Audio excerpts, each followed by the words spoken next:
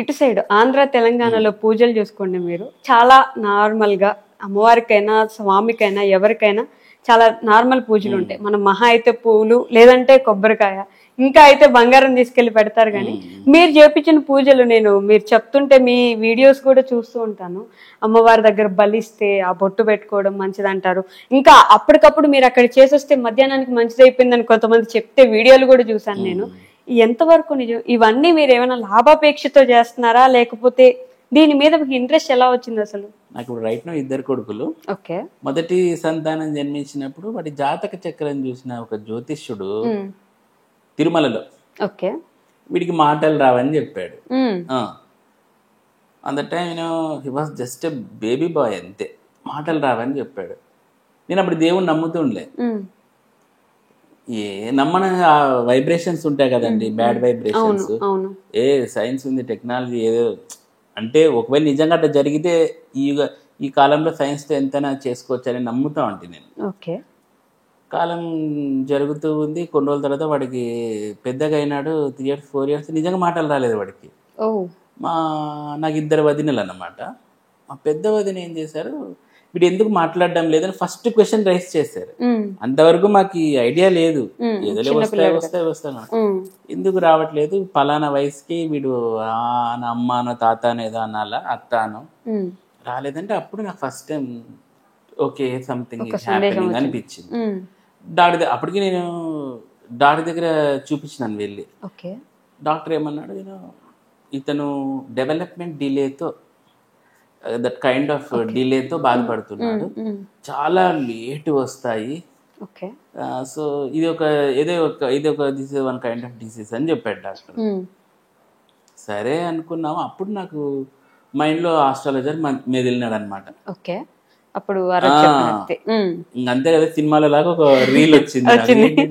ఇంత టెస్ట్లు చేసి ఆ రోజు నాకు దాదాపు 20,000 బిల్ అయింది.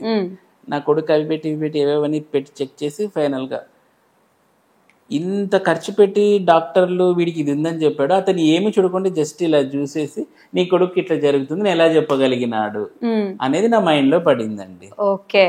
That was the first time అన్నమాట. మీకు ఇంట్రెస్ట్ వచ్చిందా ఏంటిది కంటే ఏదో సంథింగ్ ఉంది దాంట్లో. అప్పటికి ఈ వార ఫలాలు ఇవన్నీ చూసి నేను కూడా ఎగతాళి చేస్తా ఉంటే ఏంటి అంత సోది అనుకుంటాను. ఫస్ట్ టైం నాకు అక్కడ ట్విస్ట్ అయినాను, నిజమే ఎట్లా చెప్పగలడు. బట్ తర్వాత నేను అక్కడికి మళ్ళీ అతన్ని కాంటాక్ట్ తెలియదు, ఇంకా అతను ఎక్కడ పోయాడో కూడా తెలియదు. అప్పుడు నేను స్టడీ చేయడం స్టార్ట్ చేశాను. ఇంకా అప్పుడు తెలుసుకొని నేను ఇంకా చాలా విశ్వప్రయత్నాలు చేసి ఏవేవో పరిహారాలు చేసా. నా కొడుకు అయితే మాటలు రాలేదు, రాలేదు. ఇప్పుడు మాట్లాడతాడు, స్కూల్ కూడా వెళ్తున్నాడు. ఎట్లా జరిగిందంటే వాడు మాట్లాడలేకపోయాడు. వాడు అంటే సాత్విక పరిహారాలు చేశాను చాలా, బుధగ్రహానికి రాహుగ్రహానికి సర్పశాంతులు అశాంతులు, but no use, there was no use. అప్పుడు నా మదిలో మెదలడం ఏమంటే దశమహావిద్యలు, తాంత్రిక పూజలు శీఘ్ర ఫలాలను ఇస్తాయని చెప్పి అప్పుడు నేను ఫస్ట్ టైం నేను మళ్ళీ అస్సాం వెళ్ళాను. అస్సాం నుంచి అటు నుంచి నేపాల్ వెళ్ళాను. నేపాల్ అక్కడి నుంచి మళ్ళీ సిలిగురి, కేరళ ఇవన్నీ తిరిగాను, తంత్రపీఠాలన్నీ తిరిగేసి ఏదేదో విద్యలన్నీ నేర్చుకొచ్చుకొని నా కొడుకు మీద ప్రయోగం చేశాను. మీరే చేశారు? నేనే చేసుకున్నాను. ఇంకా ఏం చేస్తామంటే కొడుకు కోసం తప్పలేదు నాకు. నా కొడుకు మీద ప్రయోగం చేశాను. చిన్నమస్తా దేవతని ఎక్కువ ఆరాధన చేసేవాడిని. చిన్నమస్తా దేవత దశ మహావిద్యలో 6వ మహావిద్య. నిజం అసలు ఆమె really that was very biggest miracle in my life అనమాట. వాడు చేసిన తర్వాత 2 weeks ఏం పలుకున్నాడు, అమ్మ అన్నాడు. That was the biggest miracle in my life అనమాట. అప్పుడు నాకు నమ్మకం కలిగింది, అర్రే ఇది ఏందో వర్క్ అవుతుందిరా, ఇది ఇంత సాత్వికం చేసినా కూడా వర్క్ అవ్వాలి, ఇది ఏదో సంథింగ్ ఈజ్ హ్యాపెనింగ్ అని ఐ స్టార్టెడ్ బిలీవింగ్ అనమాట. చిన్నమస్తాదేవికి పూజ అంటే ఎలా చేస్తారు అది చెప్పకూడదా? తంత్ర పూజలు ఏం బలిస్తారని. ఆ బలులు మేకపోతు, దున్నపోతు, మద్యము, మాంసం ఇస్తారు, అన్ని ఇస్తారు, వైన్ పెడతారు అమ్మవారికి.